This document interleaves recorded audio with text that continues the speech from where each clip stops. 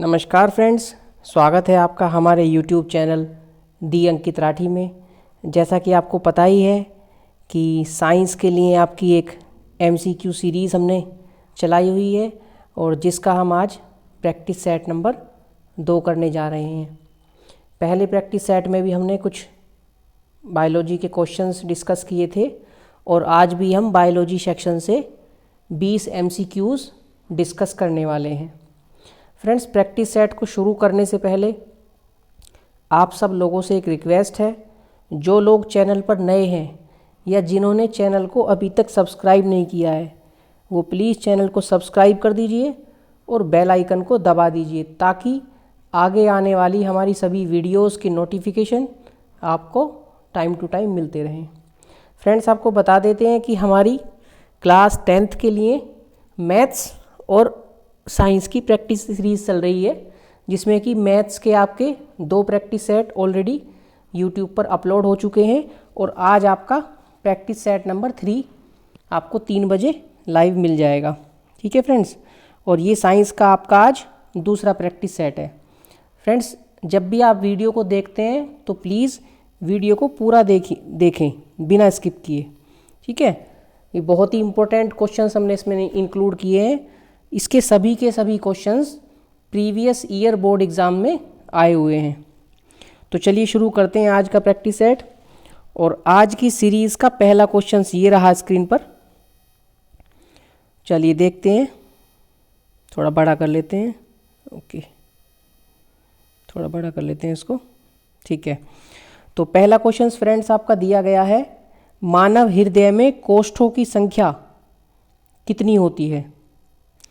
आपके ऑप्शन दिए गए हैं 2, 3, 4 और 6। बताइए फ्रेंड्स, कमेंट कीजिए अपना राइट आंसर। क्या हो जाएगा इसका राइट आंसर, बताइए फ्रेंड्स। तब तक आपको बता देते हैं कि मानव हृदय में कोष्ठों की संख्या होती है मानव में 4। ठीक है, वहीं हम बात कर लेते हैं मछली की, फिश की। तो फिश में होते हैं फ्रेंड्स 2। याद रखेंगे, आज के बाद आपको दोबारा याद करने की ज़रूरत नहीं पड़ेगी, यहीं कहीं आपको याद हो जाएगा। ठीक है, वहीं हम सरीसृप की बात करते हैं, सरीसृप और उभयचर। फ्रेंड्स बता देते हैं, सरीसृप का मतलब है रेंगने वाले जंतु जो रेंग के चलते हैं, जैसे सांप, अर्तवम, ठीक है, छिपकली, मगरमच्छ, इस तरह से। तो इनके अंदर कितने पाए जाते हैं, सरीसृप के अंदर पाए जाते हैं फ्रेंड्स 3 कक्ष हृदय में।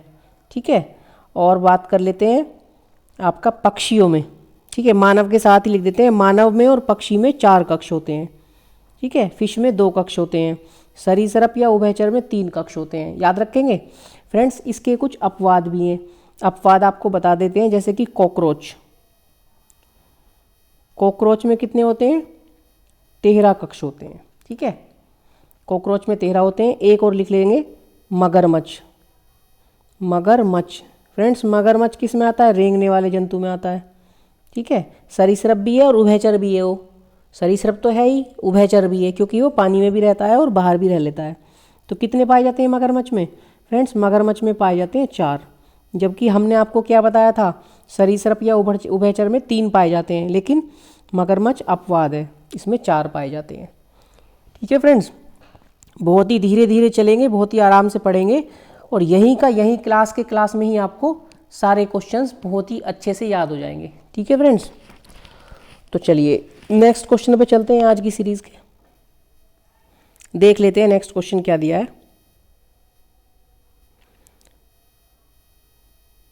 थोड़ा छोटा कर लेते हैं, थोड़ा और छोटा कर लेते हैं।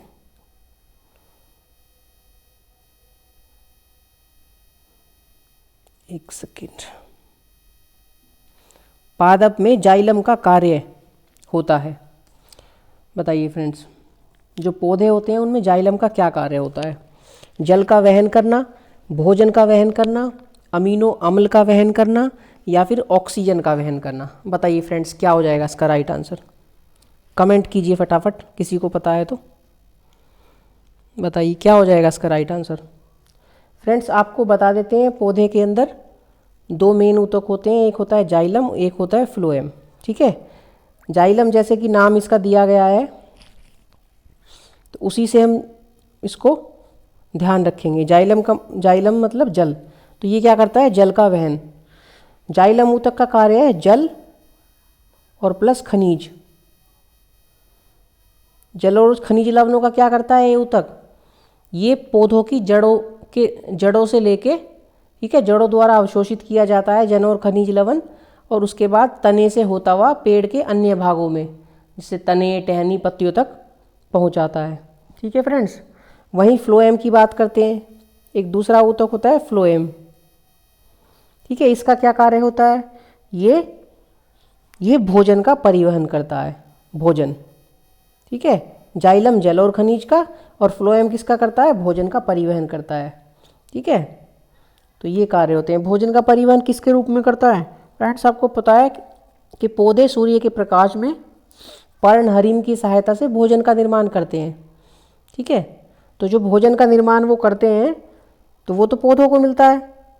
ठीक है, इसके साथ ही वो ऑक्सीजन रिलीज करते हैं, ऑक्सीजन छोड़ते हैं। ठीक है, उसको कौन यूज़ करता है, ऑक्सीजन, ऑक्सीजन हमारे काम आती है। ठीक है, चलिए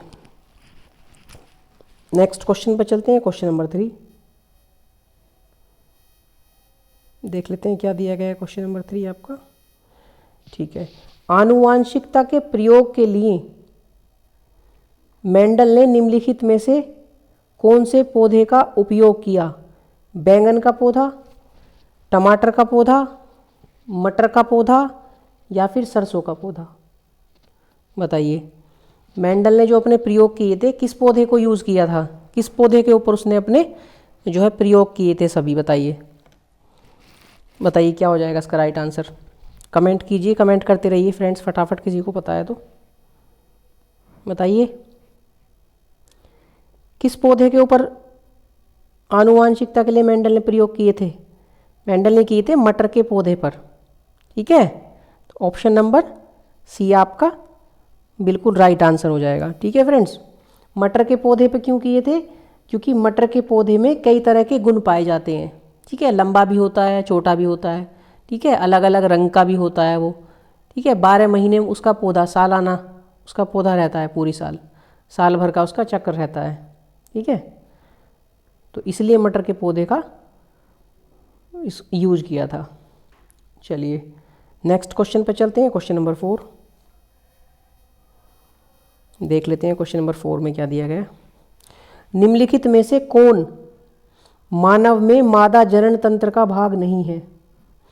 4 ऑप्शन आपको दिए गए हैं, अंडाशय, गर्भाशय, ठीक है, शुक्रवाहिका और डिंबवाहिनी। बताइए फ्रेंड्स, कमेंट कीजिए क्या हो जाएगा इसका राइट आंसर। मानव में मादा का जनन तंत्र भाग कौन सा नहीं है। तो फ्रेंड्स इस तरह से कुछ बनी होती है। ठीक है, तो ये क्या होता है आपका गर्भाशय, ये होता है गर्भाशय। ठीक है, तो ये तो भाग है इसका, तो ये तो आपका ऑप्शन नहीं होगा। ये होती है फ्रेंड्स दोनों फैलोपियन ट्यूब। ठीक है, जिसको बोलते हैं डिंबवाहिनी, जो कि आपके ऑप्शन नंबर 4 पे दिया है।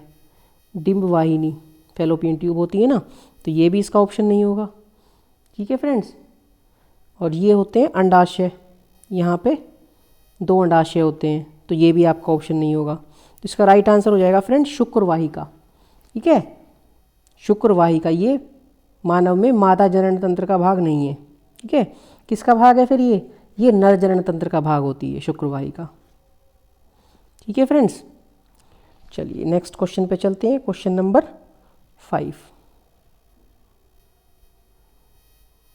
क्वेश्चन नंबर 5 देख लेते हैं। स्वयपोषी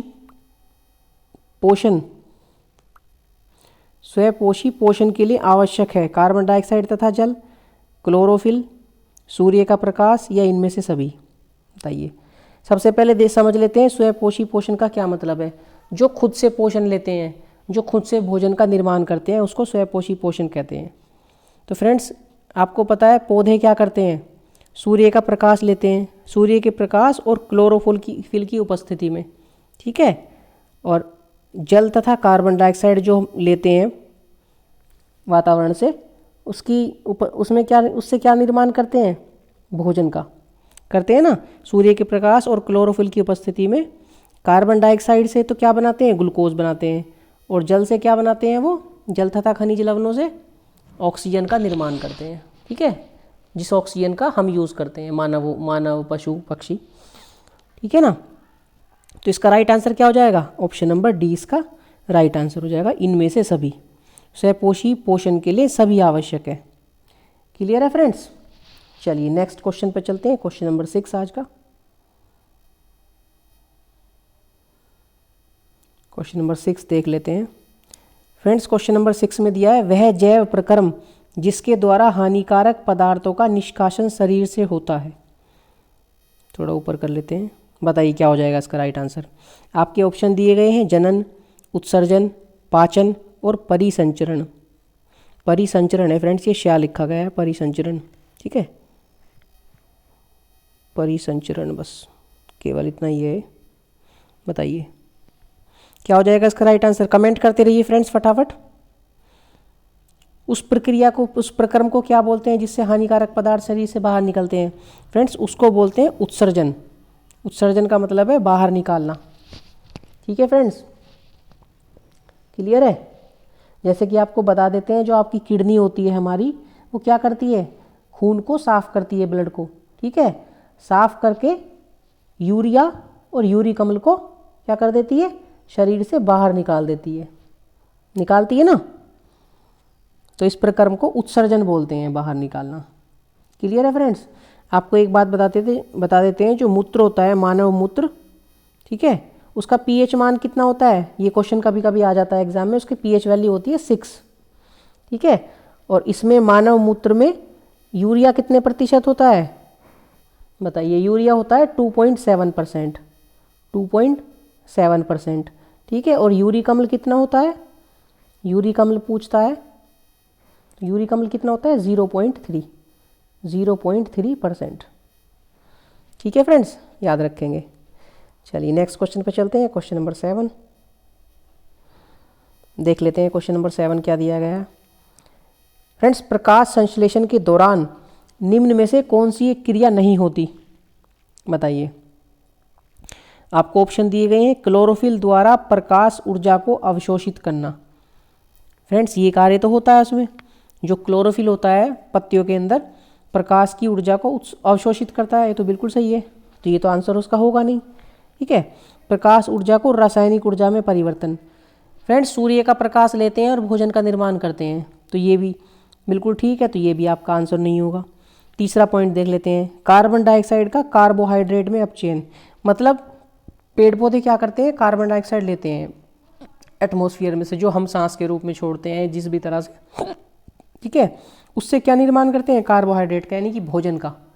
ठीक है, तो ये वाला ऑप्शन भी ठीक है, ये भी आपका आंसर नहीं होगा। तो आपका आंसर कौन सा हो जाएगा, आपका राइट आंसर हो जाएगा ऑप्शन नंबर 4। ठीक है, ग्लूकोज का पायरुविक अम्ल में विखंडन करना, ये प्रकाश संश्लेषण के दौरान ये वाली क्रिया नहीं होती। ठीक है फ्रेंड्स, क्लियर है। चलिए नेक्स्ट क्वेश्चन पे चलते हैं, क्वेश्चन नंबर 8। निम्न में से किस पौधे में पुष्प एक लिंगी होते हैं, पपीता, गुड़हल, सरसों या फिर मटर। फ्रेंड्स आपको बता देते हैं, एक लिंगी का मतलब होता है कि उसमें एक ही लिंग होगा, या तो नर होगा या फिर मादा होगा, दोनों लिंग उसके अंदर नहीं होंगे। फ्रेंड्स गुड़हल का फूल आपने देखा है, गुड़हल के फूल में दोनों लिंग होते हैं। ठीक है, उसमें वर्तिकाग्र भी होता है, जिसको स्त्री केसर बोलते हैं, वर्तिकाग्र भी होता है। ठीक है, और उसमें पुंकेसर भी होता है। ठीक है, तो ये तो उसका होगा नहीं आंसर। फ्रेंड्स सरसों का फूल, सरसों के फूल में भी दोनों होते हैं, स्त्री केसर भी होता है, ठीक है, और पुंकेसर भी होता है। फ्रेंड्स मटर के पौधे की बात कर लेते हैं। मटर का पौधा भी कैसा होता है, द्विलिंगी होता है। ठीक है, कैसा होता है मटर का पौधा, द्विलिंगी होता है।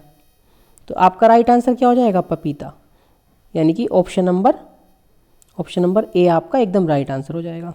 ठीक है, पपीता जो होता है उसमें केवल या तो नर होगा वो, या फिर केवल मादा होगा। ठीक है, ये एक लिंगी में आता है, पौधे में पुष्प जो होता है इसमें एक लिंगी होता है। क्लियर है, याद रहेगा आई होप आपको। चलिए आगे चलते हैं। Question number 9। फ्रेंड्स यदि सेशन आपको पसंद आ रहा है तो प्लीज़ लाइक कर दीजिए।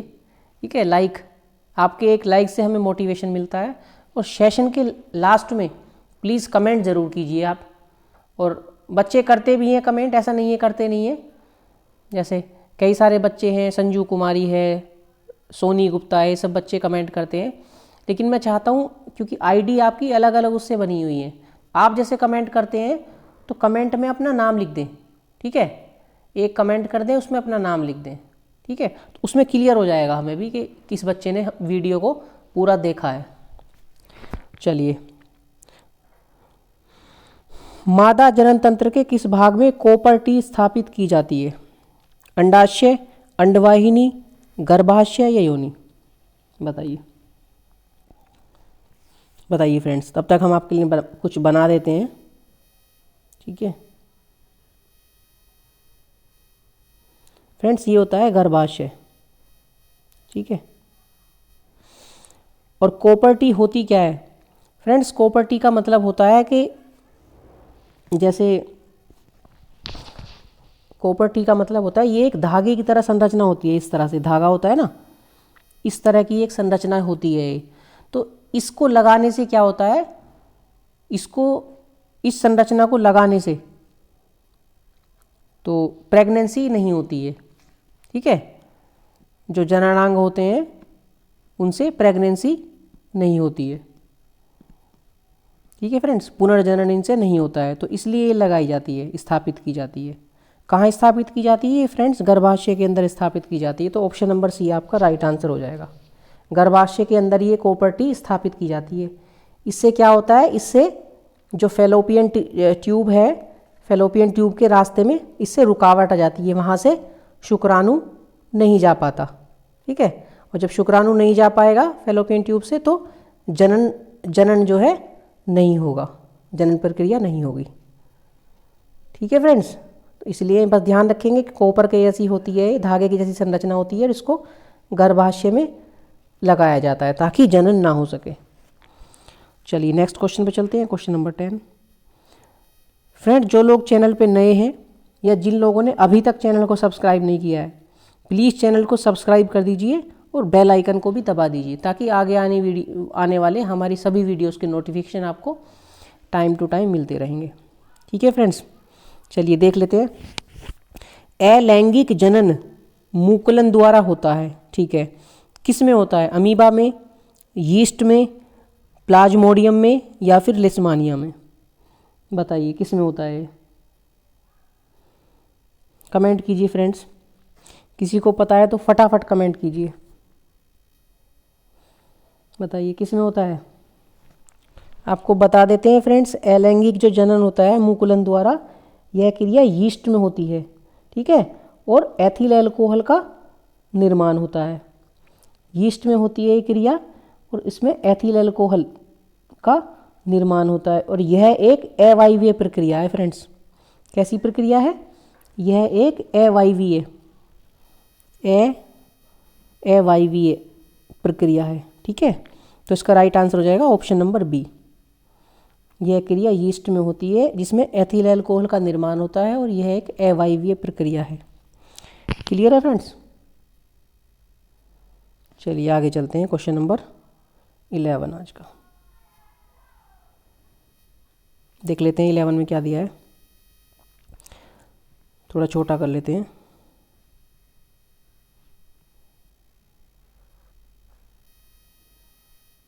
एक सेकंड। किण्वन के बारे में निम्न में से कौन सा कथन सत्य नहीं है? यह ऑक्सीजन की अनुपस्थिति में होता है। यह प्रक्रम सामान्यतः यीस्ट में होता है। इस क्रिया में पाइरुवेट या पाइरुविक अम्ल CO व इथेनॉल में परिवर्तित हो जाता है। फ्रेंड्स, ये CO नहीं है, CO2 है। ठीक है, इसको लिख लेंगे CO2। वह इथेनॉल में परिवर्तित होता है। यह क्रिया माइटोकॉन्ड्रिया में संपन्न होती है। बताइए फ्रेंड्स, सेम वही क्वेश्चन है जो पीछे वाला क्वेश्चन था, उसी को डिस्क्राइब करके इसमें क्वेश्चन बनाया गया है। ठीक है, अब आपका बिल्कुल क्लियर हो जाएगा। तो जो पिछला वाला क्वेश्चन था सेम वही क्वेश्चन है ये भी। उसको डिफाइन करके लिया गया है। तो किण्वन के बारे में कौन सा कथन सत्य नहीं है? फ्रेंड्स, यह प्रक्रम सामान्य यीस्ट में होता है। ये बिल्कुल सही बात है। अभी बताया था ना कि यीस्ट में होती प्रक्रिया, तो ये आपका आंसर नहीं होगा क्योंकि ये तो सही है। यह क्रिया ऑक्सीजन की अनुपस्थिति में होती है। आपको बताया था ना कि ये अवायवीय प्रक्रिया है, ठीक है, जिसके लिए वायु की जरूरत नहीं है। तो ये वाली बात भी ठीक है, तो ये भी आपका ऑप्शन नहीं होगा। हमें तो असत्य ढूंढना है। इस क्रिया में पायरुवेट या पायरुविक अम्ल CO2 व एथेनॉल, बताया था ना आपको, एथिल अल्कोहल एथेनॉल में परिवर्तित हो जाता है। तो ये भी बिल्कुल ठीक है, ये भी आपका आंसर नहीं होगा। यह क्रिया माइटोकॉन्ड्रिया में संपन्न होती है।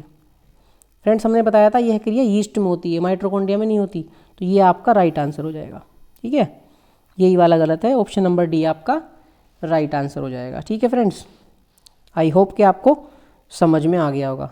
फ्रेंड्स, क्वेश्चन में कोई आपको प्रॉब्लम है, कुछ भी दिक्कत है, तो आप वीडियो के लास्ट में ऑफलाइन कमेंट कर सकते हैं, या फिर स्कूल में भी नेक्स्ट डे आप पूछ सकते हैं, या फिर इंस्टाग्राम पे भी आप डायरेक्ट मैसेज कर सकते हैं, ठीक है फ्रेंड्स।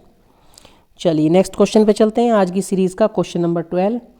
हमने 20 क्वेश्चंस रखे हैं, ठीक है, जो बहुत ही इंपॉर्टेंट हैं, जो पहले प्रीवियस ईयर सभी बोर्ड परीक्षाओं में वो पूछे जा चुके हैं ये सभी क्वेश्चन, ठीक है। चलिए देख लेते हैं क्वेश्चन नंबर 12 क्या दिया गया है। पौधों में जड़ों द्वारा अवशोषित जल व जल में घुलनशील खनिज लवण का परिवहन किसके माध्यम से होता है? फ्रेंड्स, इस तरह का क्वेश्चन पहले भी आया था, पीछे भी, ये रिपीट हुआ है फिर से ही। सेम क्वेश्चन, थोड़ी सी लैंग्वेज चेंज कर दी है। बताइए, जो पौधों को जल मिलता है, ठीक है, और जल में घुलनशील जो खनिज होते हैं उसका परिवहन कौन करता है? फ्रेंड्स, पौधे होते हैं इस तरह से, जड़ों द्वारा जल को अवशोषित किया जाता है और खनिज लवणों को, और ये पौधा होता है, पौधे के तने से होते पौधों की टहनियों पत्तियों तक पहुंचता है क्या? जल और खनिज लवण। जल और खनिज लवण किसके द्वारा? जाइलम के द्वारा, बताया था ना। और पौधे जो CO2 लेते हैं, कार्बन डाइऑक्साइड, ठीक है, उसका क्या करते हैं? सूर्य के प्रकाश की उपस्थिति में, सूर्य के प्रकाश में और पर्णहरिम, ठीक है, पर्णहरिम की उपस्थिति में क्या करते हैं? जो भोजन का निर्माण करते हैं वो ग्लूकोज का, ठीक है, सुक्रोज का, उसका परिवहन किसके माध्यम से होता है? फ्लोएम के माध्यम से होता है, ठीक है फ्रेंड्स। तो इस क्वेश्चन का राइट आंसर हो जाएगा आपका option number A, xylem. Clear है फ्रेंड्स? आई होप कि अब आपके ये क्वेश्चन बिल्कुल क्लियर हो गया होगा। ये क्वेश्चन बहुत ही इंपॉर्टेंट है, बार बार ये पूछा जाता है, ठीक है फ्रेंड्स। चलिए नेक्स्ट क्वेश्चन पे चलते हैं। क्वेश्चन नंबर 13 देख लेते हैं क्या दिया है। क्वेश्चन नंबर 13,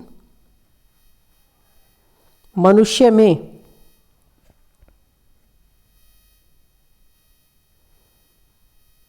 स्वस्थ मनुष्य में सामान्य रक्तदाब यानी कि BP, ब्लड प्रेशर होता है। 4 ऑप्शन आपको दिए गए हैं, 140/90, 140/100, 120/80, 150/85। बताइए क्या हो जाएगा इसका राइट आंसर? फ्रेंड्स, बता देते हैं, जो स्वस्थ मनुष्य का रक्तदाब होता है, ब्लड प्रेशर, वो होता है 120 और 80। इसे बोलते हैं mmHg, यानी कि पारे के दाब के बराबर, ठीक है। तो इससे क्या होता है, मतलब ब्लड प्रेशर 120 से ज़्यादा जाएगा, ज़्यादा होगा तो हाई ब्लड प्रेशर हो जाएगा, ठीक है, हाई हो जाएगा ब्लड प्रेशर। और 80 से कम जाएगा, 80 से कम जाएगा तो कैसा हो जाएगा? लो ब्लड प्रेशर हो जाएगा, ठीक है। इसे बोलते हैं सिस्टोलिक और इसे बोलते हैं डायसिस्टोलिक, ठीक है, पढ़ा भी होगा आपने। चलिए, तो इसका राइट आंसर हो जाएगा ऑप्शन नंबर सी। क्लियर है फ्रेंड्स? चलिए नेक्स्ट क्वेश्चन पर चलते हैं। Question number 14। Friends, question number 14 दिया गया आपका, मेंडल के अनुसार मटर के पौधे में निम्नलिखित में से कौन सा जीनोटाइप लंबे तने व झुर्रीदार बीजों के लक्षण व्यक्त करेगा? बताइए, 4 ऑप्शन आपको दिए गए हैं, क्या हो जाएगा इसका राइट आंसर? कमेंट कीजिए फटाफट, तब तक हम आपके लिए बना देते हैं कुछ इस तरह से कोई भी 4 तरह से क्वेश्चन पूछ सकता है। इस क्वेश्चन से 4 क्वेश्चन बनाए जा सकते हैं। तो पूरा का पूरा आपको आज क्लियर कर देते हैं।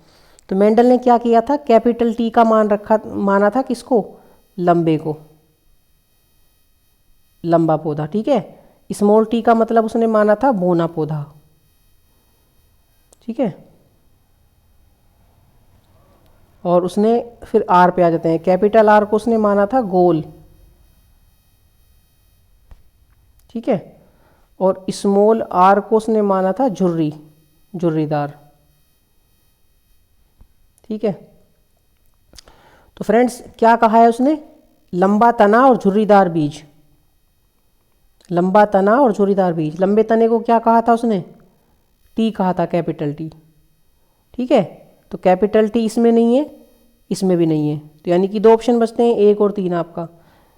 अब देखते हैं उसके बाद क्या कहा उसने, झुर्रीदार बीज। झुर्रीदार बीज में क्या आएगा फ्रेंड्स, स्मॉल आर, तो ये भी कट जाएगा। तो ऑप्शन नंबर 3 आपका राइट आंसर हो जाएगा, ठीक है। लंबा तना, कैपिटल टी, ओके। और झुर्रीदार बीज यानी कि छोटा r, small r, small r, small r. तो ऑप्शन नंबर 3 इसका बिल्कुल राइट आंसर हो जाएगा। अब क्वेश्चन ये भी पूछ सकता है कि जो मेंडल ने थे जीनोटाइप छोटा तना व गोल बीज लिया था, तो उसमें क्या हो जाएगा, उसमें ऑप्शन फिर चेंज हो जाएगा। छोटे तने के लिए क्या ले लेंगे, स्मॉल टी ले लेंगे, ये वाला, ठीक है। और गोल बीज के लिए कैपिटल आर ले लेंगे। वो देख लेंगे आप क्वेश्चन, जो भी कंडीशन जिसमें भी दिया होगा, जिस तरह से भी, वही आप टिक कर देंगे। क्लियर है फ्रेंड्स। चलिए नेक्स्ट क्वेश्चन पे चलते हैं, आज की सीरीज का क्वेश्चन नंबर 15।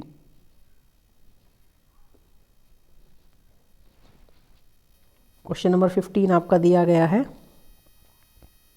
द्विखंडन विधि द्वारा अलैंगिक जनन होता है, बताइए किस में होता है। 4 ऑप्शन आपको दिए गए हैं, अमीबा में, प्लाज्मोडियम में, बायोफिल्म यानी कि अजूबा में, या फिर आलू में। तब तक आपको बता देते हैं फ्रेंड्स, आलू में क्या होता है, आलू में होता है कायिक प्रवर्धन, कायिक प्रवर्धन होता है, ठीक है। और बात कर लेते हैं ब्रायोफिल्म की, इसमें क्या होता है, ब्रायोफिल्म में पत्ती में जो है छोटे छोटे बहुत से पौधे निकलते हैं, एक ही पत्ती से बहुत सारे छोटे छोटे पौधे निकल जाते हैं, ठीक है। तो इसमें भी द्विखंडन नहीं होता, द्विखंडन का मतलब है 2 खंड होना, ठीक है। प्लाज्मोडियम की बात कर लेते हैं, प्लाज्मोडियम क्या होता है, इसमें भी बहुखंडन पाया जाता है, बहुखंडन, इसमें भी बहुखंडन, इसमें भी बहुखंडन। अब बचता है अमीबा, और यही आपका राइट आंसर हो जाएगा। अमीबा में क्या होता है फ्रेंड्स, द्विखंडन। द्विखंडन का क्या मतलब है, द्विखंडन का मतलब है 2 खंडों में टूटना, ठीक है। तो ये किस में होता है, अमीबा में होता है, तो इसका राइट आंसर हो जाएगा अमीबा। क्लियर है फ्रेंड्स। चलिए नेक्स्ट क्वेश्चन पे चलते हैं, क्वेश्चन नंबर 16 आज का देख लेते हैं। ओके, किस हार्मोन की कमी से मधुमेह रोग हो जाता है। मधुमेह समझते हैं ना फ्रेंड्स, नॉर्मली हो गया अब तो डायबिटीज़, डायबिटीज़ की जो बीमारी होती है, ठीक है, वो किसकी वजह से होती है, बताइए। आपके 4 ऑप्शन आपको दिए गए हैं, इंसुलिन, गैस्ट्रिन, रिलैक्सिन, या फिर एस्ट्रोजन, बताइए। फ्रेंड्स जो एस्ट्रोजन होता है आपका, और जो आपका रिलैक्सिन होता है, ये किससे संबंधित होते हैं, फीमेल से। ये किससे संबंधित होते हैं, मादा से, फीमेल से, ठीक है। तो इनका मधुमेह से कोई संबंध नहीं है। और फ्रेंड्स जो गैस्ट्रिन होता है आपका, बता देते हैं आपको, जो आमाशय होती है हमारी, ठीक है, आमाशय, आमाशय की जो दीवारें, आमाशय की दीवारों पर क्या होती हैं, गैस्ट्रिक ग्रंथियां होती हैं, ठीक है। गैस्ट्रिक ग्रंथियां से कौन सा रस निकलता है, गैस्ट्रिक रस, या फिर जठर रस भी बोलते हैं उसको। दीवारों से कौन सा रस निकलता है, गैस्ट्रिक या जठर रस,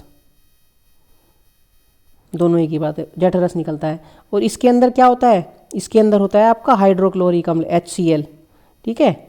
और क्या होता है इसके अंदर, पेप्सिन होता है, पेप्सिन। पेप्सिन का क्या काम है, जो प्रोटीन को प्रोटीन को पेप्टोन्स में तोड़ देता है। और क्या होता है इसमें, रेनिन होता है जो दूध के पाचन में सहायता करता है। ठीक है, तो गैस्ट्रिन का पेट से संबंध है, इससे कोई मतलब नहीं, तो आपका राइट आंसर हो जाएगा इंसुलिन। ठीक है फ्रेंड्स, इंसुलिन आपका राइट आंसर हो जाएगा। थोड़ा सा एक्सप्लेन कर देते हैं इंसुलिन के बारे में भी, जगह खाली कर लेते हैं। इंसुलिन क्या होता है फ्रेंड्स? इंसुलिन जो है आपका, ये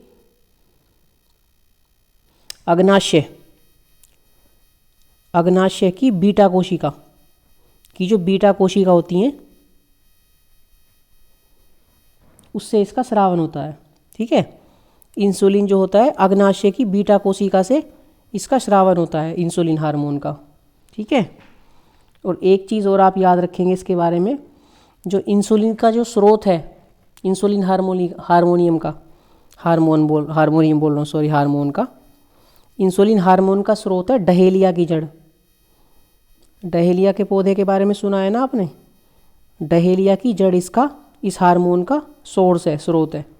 ठीक है, पूछा जा सकता है एग्जाम में, याद रखेंगे आप। तो क्लियर है फ्रेंड्स, आई होप आपको क्लियर हो गया होगा क्वेश्चन। चलिए नेक्स्ट क्वेश्चन पे चलते हैं, क्वेश्चन नंबर 17। क्वेश्चन नंबर 17 दिया गया फ्रेंड्स, जठर ग्रंथियाँ उपस्थित होती हैं। बिल्कुल लास्ट क्वेश्चन में, पिछले वाले क्वेश्चन में हमने 16 में इसके बारे में डिस्कस किया है, एक बार फिर से देख लेते हैं। क्या ऑप्शन दिए गए हैं इसके? छोटी आंत, आमाशय, अग्नाशय या फिर बड़ी आंत, बताइए फ्रेंड्स। अभी पीछे वाले क्वेश्चन में बताया गया जठर ग्रंथियाँ कहाँ होती हैं? आमाशय में होती हैं कि नहीं, बताइए। होती है ना आमाशय में, तो आमाशय यानी ऑप्शन नंबर 20 का राइट हो जाएगा। और क्या बताया था हमने? आमाशय की दीवारों पर जठर ग्रंथियाँ, ठीक है, जठर ग्रंथियाँ होती हैं, उनसे क्या निकलता है? जठर रस निकलता है या फिर गैस्ट्रिक रस निकलता है। उसके अंदर क्या होता है? गैस्ट्रिक रस के अंदर अभी बताया था ना, जठर रस के अंदर क्या होता है? इसके अंदर होता है HCl, ठीक है, इसके अंदर होता है पेप्सिन और इसके अंदर होता है रेनिन, जो कि ये भोजन के पाचन में सहायक होते हैं। रेनिन दूध के पाचन में सहायक होता है, पेप्सिन क्या करता है? प्रोटीन्स को पेप्टोन्स में तोड़ देता है। ठीक है फ्रेंड्स, चलिए अब तो आपको ये क्वेश्चन बिल्कुल क्लियर हो गया होगा। नेक्स्ट क्वेश्चन पे चलते हैं, क्वेश्चन नंबर 18। प्रकाश संश्लेषण प्रक्रम के दौरान क्या संश्लेषित नहीं होता? बताइए फ्रेंड्स, कमेंट कीजिए। फ्रेंड्स, क्वेश्चन को करने से पहले समझ लेते हैं संश्लेषण का क्या मतलब है। ठीक है, आपको जब यही नहीं पता चलेगा अर्थ क्या है इसका, तो आप कैसे करेंगे? ठीक है ना फ्रेंड्स, संश्लेषण का अर्थ होता है इस शब्द का मिश्रण करना, मिश्रण करना, ठीक है, या फिर बोल सकते हैं मिलाना। मिश्रण करना मिलाना एक ही बात है, या फिर क्या करते हैं, बोल सकते हैं एकीकृत करना, एकीकृत करना। बस यदि आपको ये बात याद रहेगी तो समझ लीजिए कि आपका क्वेश्चन हो गया यहीं पे। अब प्रकाश संश्लेषण की जब क्रिया होती है तो उसमें क्या क्या चीज़ मिलती है फ्रेंड्स? ऑक्सीजन मिलती है क्या? ऑक्सीजन मिलती है? नहीं मिलती फ्रेंड्स। मिलती क्या है? Carbon dioxide. पेड़ पौधे क्या करते हैं? हमारे द्वारा छोड़ी गई कार्बन डाइऑक्साइड को लेते हैं। और क्या मिलता है पौधों को? पौधे क्या लेते हैं? भूमि से लेते हैं जल, ठीक है, कार्बन डाइऑक्साइड लेते हैं, जल लेते हैं, और क्या लेते हैं? सूर्य का प्रकाश लेते हैं, ठीक है। और पर्णहरिम की सहायता से, परमहरित कह दो या परमहरिम कह दो, की सहायता से क्या करते हैं? भोजन का निर्माण करते हैं, प्लस और क्या करते हैं? ऑक्सीजन छोड़ते हैं, ठीक है। तो किसका संश्लेषण नहीं होता? ऑक्सीजन का। तो ऑक्सीजन आपका राइट आंसर हो जाएगा। ऑक्सीजन तो पौधे छोड़ते हैं, लेते क्या है? कहाँ ना बताया ना, मिश्रण करना, मिलाना, एकीकृत करना। किस चीज़ को इकट्ठा करते हैं? CO2 लेते हैं, जल लेते हैं, सूर्य का प्रकाश लेते हैं, लेकिन छोड़ते क्या है? बदले में क्या बनाते हैं? भोजन बनाते हैं, जो कि पेड़ों द्वारा यूज़ किया जाता है, पौधों द्वारा। और ऑक्सीजन छोड़ते हैं, जो हमारे लिए देते हैं, वो ऑक्सीजन एज अ उत्पाद के रूप में छोड़ते हैं। तो राइट आंसर क्या हो जाएगा इसका? ऑक्सीजन। ऑप्शन नंबर ए इसका बिल्कुल राइट हो जाएगा। क्लियर है फ्रेंड्स? चलिए नेक्स्ट क्वेश्चन पे चलते हैं, क्वेश्चन नंबर 19। क्वेश्चन नंबर 19 आपका दिया है फ्रेंड्स। पित्त का संश्लेषण या निर्माण होता है, बताइए। संश्लेषण या निर्माण होता है, यानी कि जो पित्त होता है वो कहाँ पर बनता है। 4 ऑप्शन आपको दिए गए हैं, वृकक में, यकृत में, आमाशय में, पित्ताशय में। बताइए कहाँ निर्माण होता है पित्त का। कमेंट कीजिए राइट आंसर। किसी को पता है तो कमेंट कीजिए फ्रेंड्स, राइट आंसर कमेंट करते रहिए। आप लोग कमेंट नहीं करते हैं फ्रेंड्स। सेशन आपको पसंद आ रहा है, सेशन आपको अच्छा लग रहा है तो सेशन को लाइक कर दीजिए।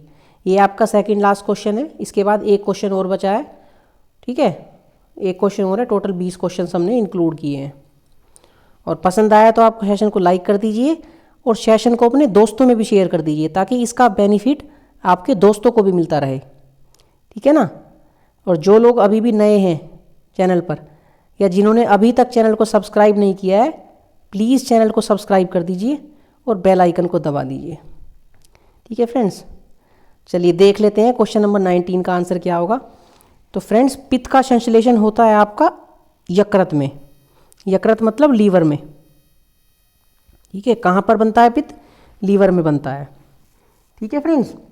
और पित्त स्टोर कहाँ पे होता है? पित्त जो है केवल बनता लीवर में है, लेकिन रहता लीवर के अंदर नहीं है। स्टोर होता है वो पित्ताशय में, पित्त की थैली जिसे बोलते हैं, सुना होगा ना आपने, पित्त की थैली,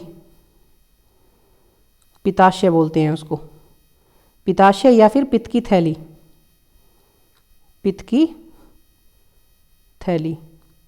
तो पित्त की थैली में ये पित्त स्टोर होता है, ठीक है। बहुत ही छोटी सी ये होती है पित्त की थैली, उसी के अंदर ये पित्त, सारा पित्त स्टोर होता है। क्लियर है फ्रेंड्स? आई होप आपको क्लियर हो गया होगा। पित्त का यदि निर्माण पूछता है कहाँ होता है, तो वो होता है यकृत में, यानी कि लीवर में। और पित्त इकट्ठा कहाँ पे होता है, स्टोर कहाँ पे होता है? पित्त की थैली में। पित्त की थैली को पित्ताशय बोलते हैं फ्रेंड्स। क्लियर है? चलिए नेक्स्ट क्वेश्चन पर चलते हैं, क्वेश्चन नंबर 20। और ये आज की सीरीज का आपका लास्ट क्वेश्चन होने वाला है। हमने छोटा ही प्रैक्टिस सेट बनाया है फ्रेंड्स, ताकि आप इजीली इसको देख सकें, समझ सकें और इन क्वेश्चंस को याद कर सकें, ठीक है। 20 क्वेश्चन का प्रैक्टिस सेट है ये, और इसके बाद अगला प्रैक्टिस सेट आपका कल आपको मिलेगा, उसमें भी हम 20 ही क्वेश्चन रखने वाले हैं। चलिए देख लेते हैं लास्ट क्वेश्चन क्या दिया गया है फ्रेंड्स। लिखा है पुनरुद्वन होता है, ठीक है। इसका पुनरुद्वन को बोलते हैं पुनर्जनन भी बोलते हैं फ्रेंड्स। एक सेकंड,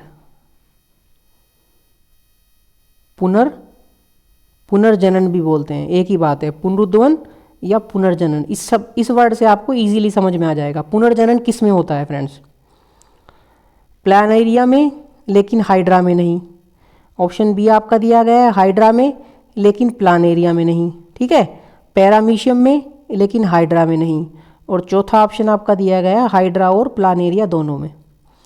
कमेंट कीजिए अपना आंसर, क्या हो जाएगा इसका राइट आंसर। कमेंट कीजिए फ्रेंड्स फटाफट, राइट आंसर कमेंट करते रहिए। तब तक हम आपको इसका थोड़ा सा समझा देते हैं।